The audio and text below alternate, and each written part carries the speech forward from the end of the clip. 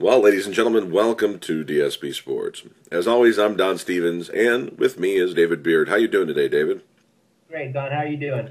I'm doing all right. I would be doing better if I did not have to cover this NFL lockout stuff.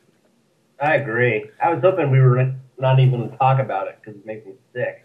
Well, unfortunately, we have to because this is a sports program, and the last I checked, the NFL is a sport. Not as much of a sport as poker, but it is a sport nonetheless. Just ask ESPN; they'll let you know. Which is something I want to talk about at a future show. I want to dedicate the entire 15 minutes run of the show to making fun of ESPN for running poker. Okay, Don. Let's just do like a segment. Yeah. All right. So what we have here is the NFL lockout. We've got millionaires arguing with millionaires over how to be bigger millionaires. Now, I'm all right with millionaires arguing about being millionaires, but what I'm not excited about is the prospect of losing all or part of a season. What do you think is going to happen, Dave? I don't know. It makes me sick because you got a $9 billion take for the NFL every year. That's how much they make. And it was the most popular sport in the country. The ratings are through the roof. The Columbine, which is for the rookies, which was like 3 weeks ago, was on the NFL Network, and it had a huge rating. So somehow the NFL has managed to take the most popular sport in this country, in the history of this country, and get greedy. And it just makes me sick. It's just like there's not enough money. It sounds like yesterday the owners were giving in a lot to the players, and then the union rep comes out and says it doesn't matter. We're going to decertify because we need to see their numbers, and that's it. So it just makes me sick, the whole thing. Well, I personally think that we're not going to miss any of the regular season. All the games that matter will probably be played. That's just the feeling that I have right now. Of course, we've lost games in the NHL, and I think they lost a whole season in the NHL, and they lost a lot of time in the MLB. I know that one of our listeners, Dave from California, a different Dave from California, this one currently is living in California, says that he's done with it. He says that he's done with it. He's done with the NFL? Yeah, he's done with the NFL if they go on strike. He don't want to watch anymore. Now, is he done with it now, or is he done with it come September if they miss games? If they miss games. Yeah, well, I don't blame him. You know, here's the thing, everyone. There's a lockout now. There's no agreement now. Well, there's no season now. Don't sweat it. Just like with the Albert Pujols thing. You know, no big deal. He hasn't signed with the Cardinals. He hasn't signed with anyone else yet. That's not to worry about what might happen until it does happen. But we can talk about it. Just don't lose any sleep over it. But for football fans like myself who just love football, this right now is the fun time for football because normally you just coming out of the Columbine, you started free agency, so like the big names are changing teams, and it's kind of exciting. And then the draft comes, and so it's like now it's like baseball off season. You know, it's just like now what? Who cares? You know, because there's nothing going on. Like what you were saying about Dave in California saying it's over. Well, look what happened in 1994 with Major League Baseball. They had a lockout or a strike, and they actually canceled the World Series that year. And I believe the Montreal Expos, believe it or not, had the best record and probably would have gone to the World Series. Well, they're not the Washington Nationals, so you see what direction that went. But it took Major League Baseball, the steroid era, Mark McGwire, Sammy Sosa, and all of that stuff that happened in the late 90s to bring it back because of what happened in 94. A lot of people were out the door. And I still would argue Major League Baseball has never been the same since then. And because back then in the early 90s, Major League Baseball was the sport. NFL was a distant second. And ever since then, the NFL has passed it and has become the sport. And Major League Baseball has never rebounded. So this may actually give baseball the chance to rebound and take back its number one glory. Well, that would be interesting if that happened. And the one way that baseball can help that happen is releasing another direct-to-DVD sequel to Major Leagues.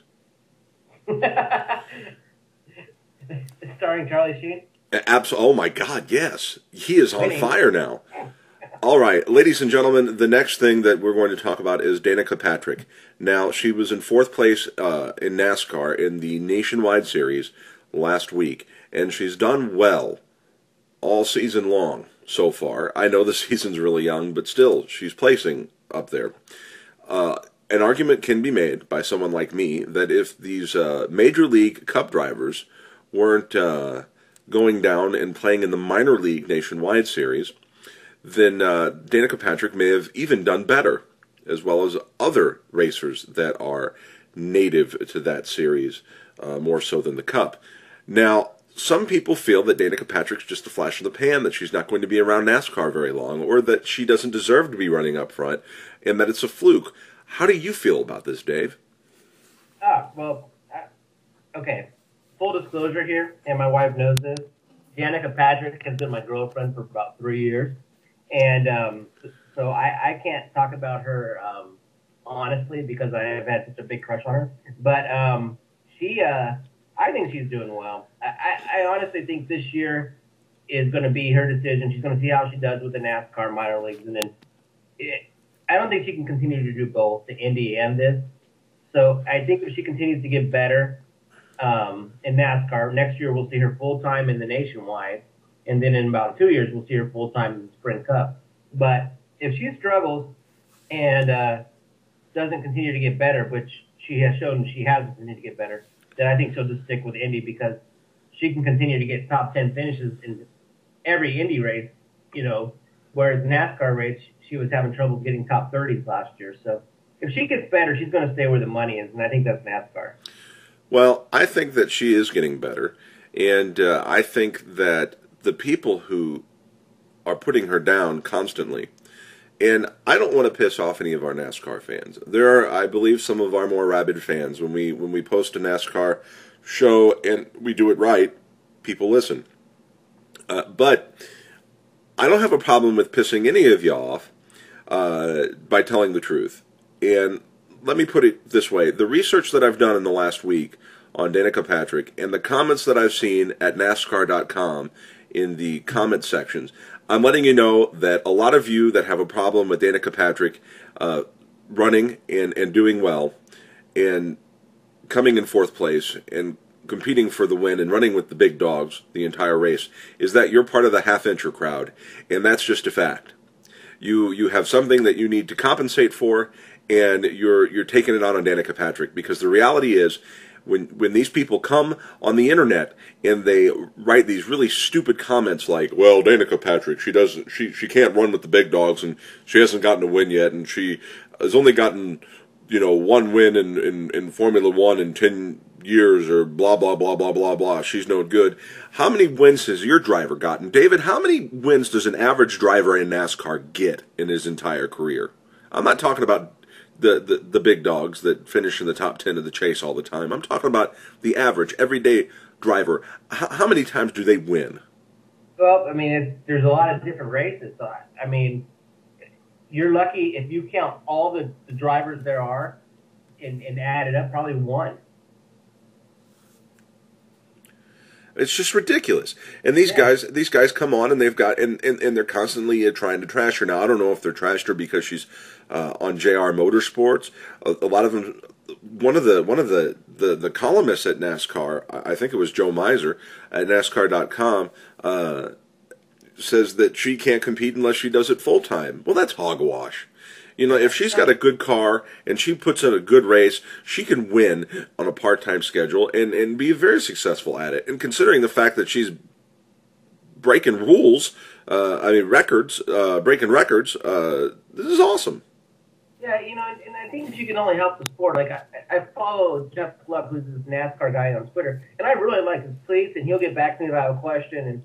But he's pretty hard on her, too. So I think there's just a thing here with her because she's gotten so much popularity, because maybe her looks have escalated her career somewhat. But I mean, if you look at her Indy racing, she is constantly. I know she doesn't have the wins, but she is constantly, Don, in the top 10. You know she's going to be in the top 10 almost every race, and that's quite an accomplishment. Yeah. Well, there we go. The next thing I want to talk about is related to the NBA. Is there crying in the NBA? We know from Major Leagues and Tom Hanks, not Major Leagues, but League of Their Own and Tom Hanks, that there's no crying in baseball. Is there crying in the NBA? And should players like LeBron James and his merry men be allowed to cry because they're not doing well, or should they be fined?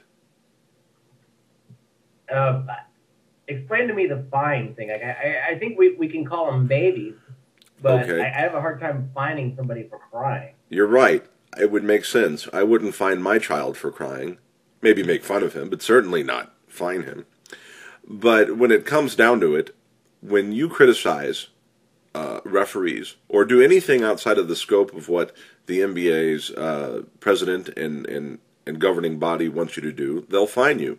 They'll fine you for criticizing a referee, which is ridiculous. They'll fine you for criticizing other teams.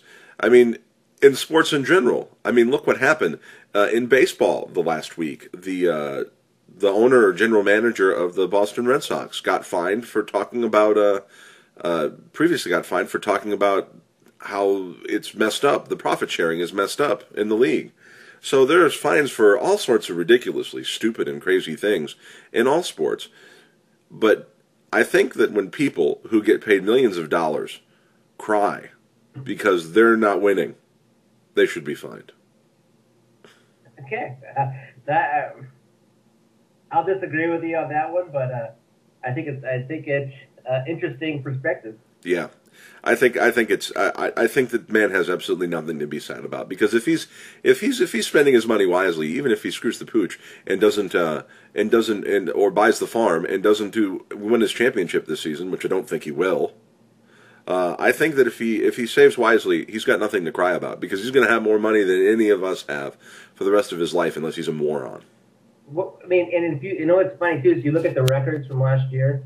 The Cleveland Cavaliers, without the big three, with just James, had a better record than Miami does now, and they were the clear favorite to win the title. Whereas this year, they're not the clear favorite. They don't have the same record. Hey, but one other thing on. Michael Jordan and Kobe Bryant have both cried after winning the championship. Is that a fine?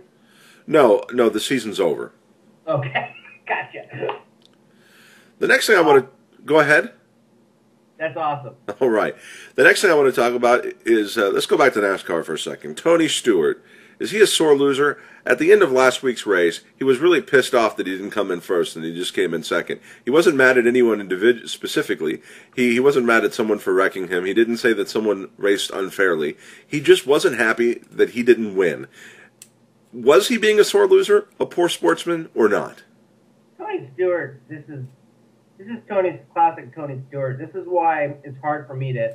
I've been watching NASCAR for years now, and he's always been this way, and I've always found myself, because my wife's from Indiana and he's from Indiana, and wanting to root for the guy, but he is such a he's very arrogant sometimes. After he had the best car all day, he could have finished and said, "We had a great car, we should have won that thing, but I'm proud of my team." But he did a classic Tony Stewart.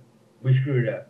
Or he's more of talking about his team because they had an error in the pit, but still their mistake was they took too many tires at the end, which they had to because they had that mistake. But he's always just been a little arrogant, and that's always the Tony Stewart way. After the end of the race, if someone questions him and he doesn't like the tone or he's just having a bad day, he'll definitely pull that out every single time, and it's just classic.